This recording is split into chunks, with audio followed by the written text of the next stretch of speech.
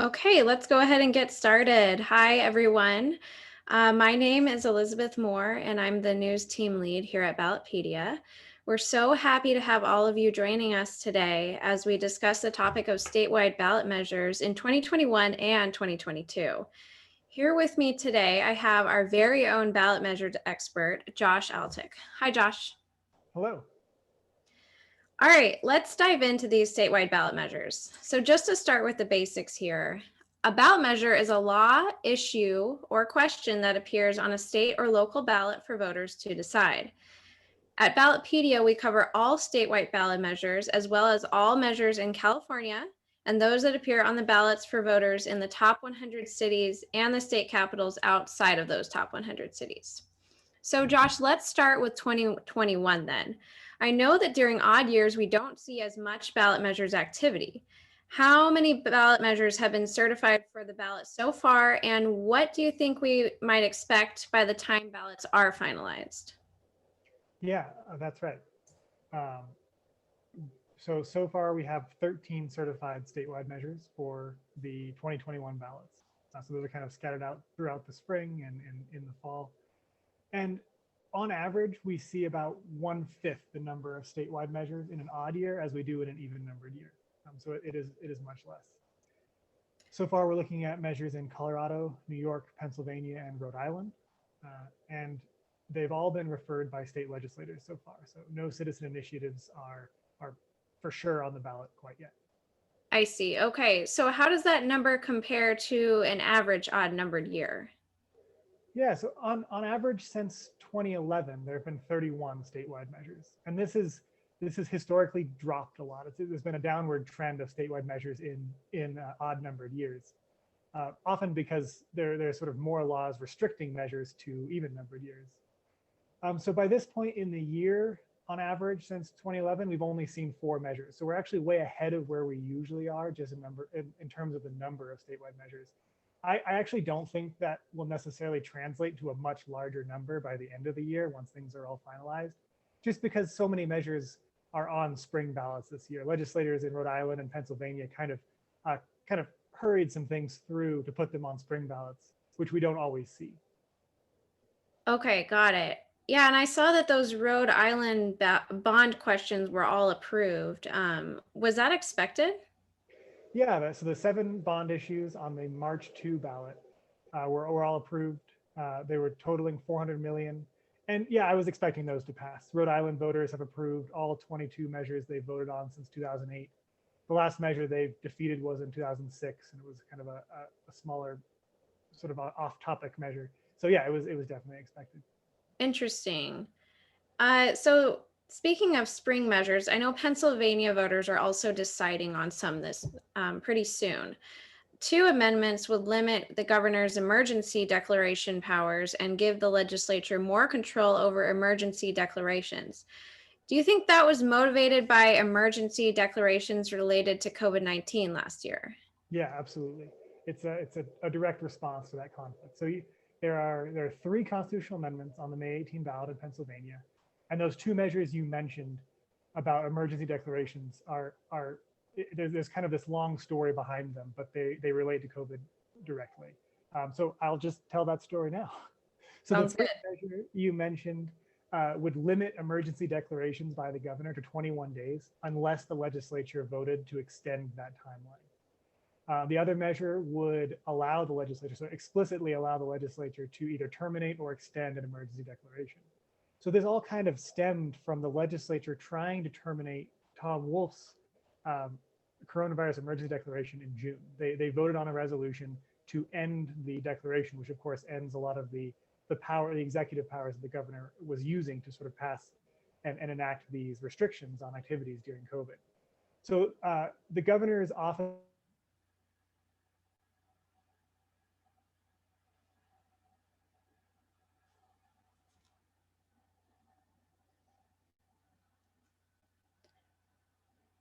Josh, I don't think I can hear you anymore.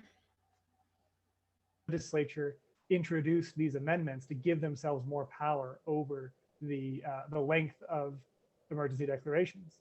So these things passed in 2020 and then in 2021 again, because Pennsylvania is one of those states that requires approval in 2 legislative sessions. So that's the story behind it. It's all about this conflict between the legislature and the governor and the legislature's control over emergency declarations. Okay, yeah, that is really interesting. And those amendments were approved largely along party lines. So the fact that Pennsylvania has a divided government is an important element of this conflict between the legislature and the governor. What is the third amendment on the ballot in Pennsylvania? Yeah, definitely. The Third Amendment is kind of, it's unrelated to COVID as far as I can tell. It would add language to the state constitution that prohibits any sort of abridgment of rights based on race or ethnicity. And it's kind of important to note, I think, that all the measures were passed as a package. So the party line vote on that third measure, it's much more, I think, related to the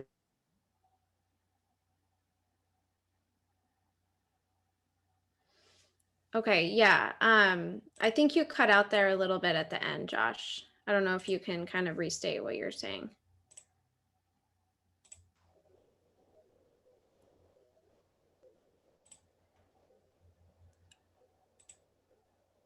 Josh, can you say the last couple of sentences again? I think you cut out for a little bit. Yeah, sorry about that. No worries.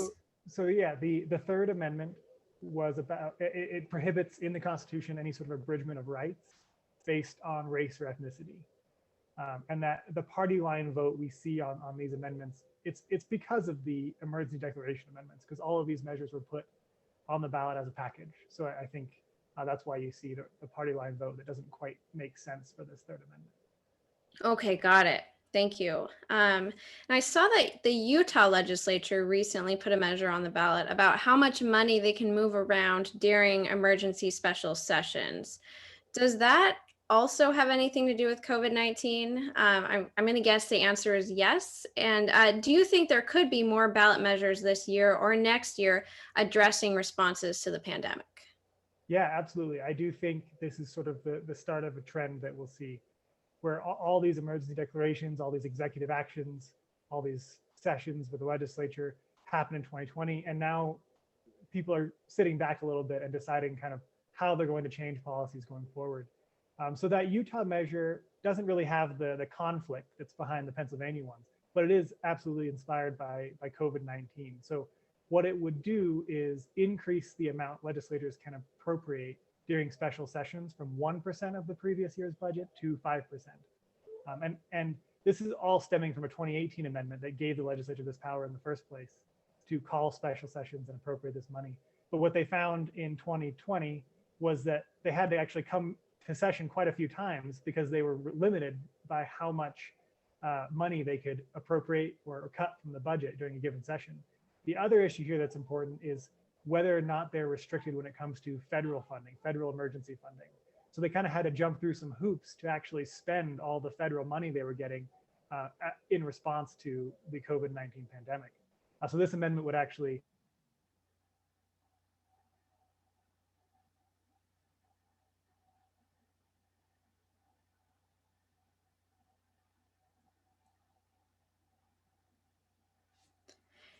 Josh, I don't think we could hear you for those last couple of sentences again.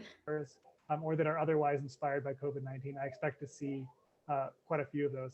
And to be specific, I mean, we've seen like a dozen states with these ideas being kicked around. And right now, I think there are still some potentially on the table in Arizona, California, Maine, and Michigan. So those are the 4 states we're watching right now. And those are all 2022 measures, but I'd expect more of them to surface before the end of the year. Okay, so that then leaves 3 measures that will be on the ballot in the fall. Can you tell us briefly about those? Yeah. So in the fall, we've got a Colorado bond, a transportation bond issue, 1.337 billion. So that one's currently slated for the ballot in the fall, but fair warning, it was originally put on the 2019 ballot, and then it was moved to 2020 and then to 2021. I do expect it to actually be on the ballot, but that one's been moved around quite a bit. And then in New York, voters will see at least 2 constitutional amendments. One actually makes kind of a variety of changes to the redistricting process that could be an entire webinar on its own. It changes the vote thresholds required for approving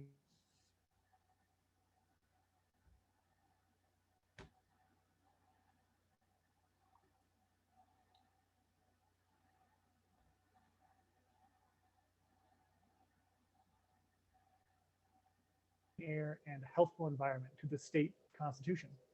So that'll also be on the ballot. New York is another one of those states that requires 2 sessions to put a constitutional amendment on the ballot.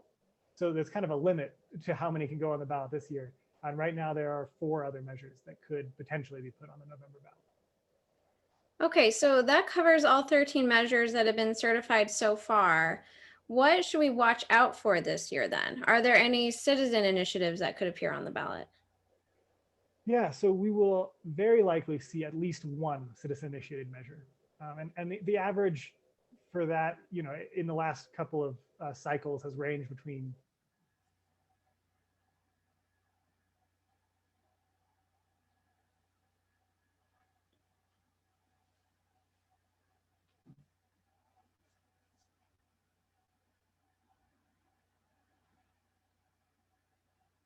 Okay, I think we lost Josh. Let's see if we can get him back.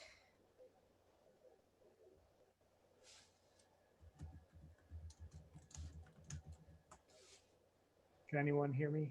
Yes, yeah. Now we can. Okay, I I'm turned sorry off your about that. video, Josh, so hopefully that helps. I'm not sure what's going on with my internet. Okay, so we're talking about citizen initiated measures. Mhm. So we'll likely see at least one in Maine, a really interesting one actually. So this would require a 2/3 vote by the state legislative, each state legislative chamber to approve certain electric transmission lines. It was designed to apply retroactively, sort of specifically to block the New England Clean Energy Connect project. So there's a lot going into this one. There's Canadian interests and a lot of conflict surrounding it. So enough signatures were submitted to qualify for this for the ballot. First, it goes to the legislature. So the reason it's not completely sure to be on the ballot is because the legislature has to consider it. But the legislature is unlikely to pass this measure, I would say, which means that it will go on the ballot. So yeah, that's what we're looking at now as far as citizen-initiated measures that we know are kind of probably going to be on the ballot. Okay, great. Let's see. Are there any other states that could have citizen initiatives in 2021?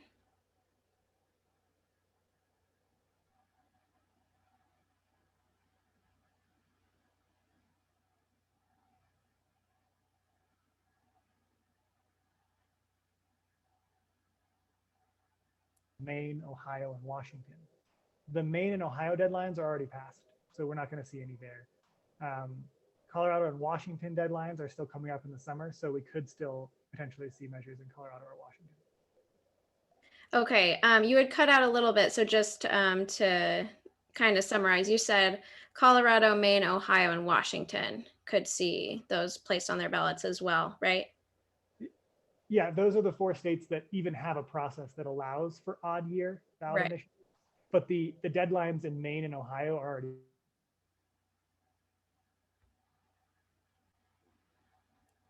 Okay.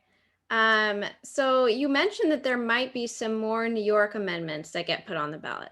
What other states should we watch out for in terms of legislative referrals?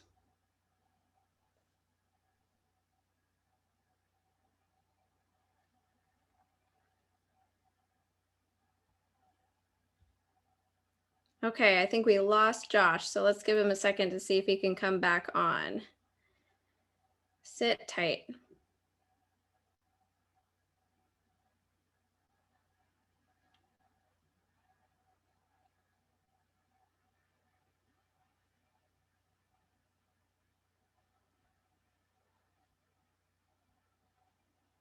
All right, right now, I think we're going to see if we can get Josh to call in. We're sorry for these technical difficulties. Just sit tight with us. We'll try to get back on as soon as we can.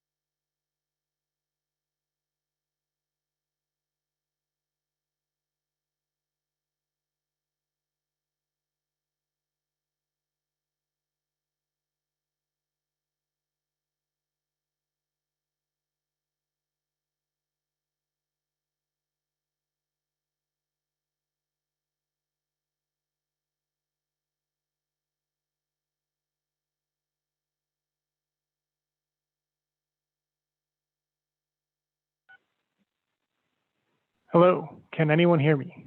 Yes, we can hear you. Okay, I'm so sorry about that. I don't know what's going No on. worries.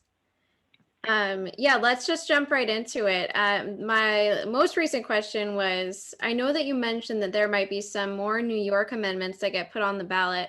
So what other states should we watch out for in terms of legislative referrals? Sure, yeah, so state legislatures kind of across the country can still refer measures to the ballot. So there's not as many limitations as there are on citizen initiatives. We will almost definitely see constitutional amendments in Texas. The Texas legislature has put an average of 13 measures on odd year statewide ballots every odd year since 1995. So Texas for sure. And then, like you said, those New York amendments that are still being considered for the ballot. There are other states such as Louisiana, New Jersey, that semi-frequently see odd year ballot measures. So that's certainly not a comprehensive list, but it's where you should look for the most sure bet as far as new measures certified for the 2021 ballot. Okay, great. Thank you for that summary of 2021. Now let's pivot to 2022. You mentioned the 2022 measure in Utah in response to COVID-19 already. Let's talk about the other measures for that year. I know it's a long way away from now, but there are already 6 measures certified for the ballot in California, Iowa, Kansas, South Dakota, and Utah. How many total measures do you think we can expect? Yep, that's right. So just looking at the historical data in the recent past, since 2010, there's been an average of 173 statewide measures in even numbered years. 2020 had sort of a lower number than that, largely because of things that happened with COVID. But for 2022, I expect the number to be back somewhere in that ballpark. And then as far as timeline goes, usually about 1/3 of those are certified for the ballot in the year before. So in 2021, we should see about 1/3 of the ballot measure landscape sort of take shape. Okay, I see. And California's measures were put on the ballot by signature petitions, right? Tell us about those. Yeah, so the only 2 citizen-initiated measures currently certified are in California. And they're on the 2022 ballot, or at least one of them, largely because of sort of delays from COVID. So those measures are both really interesting. They could really have expensive campaigns, kind of contentious battles. So one of them is a ballot initiative increasing the cap on medical malpractice damages. The other is a veto referendum seeking to overturn the state's flavored tobacco ban, which was passed in August 2020. Very interesting. Shifting gears a little then. Kansas is voting on an abortion-related constitutional amendment in August 2022, right?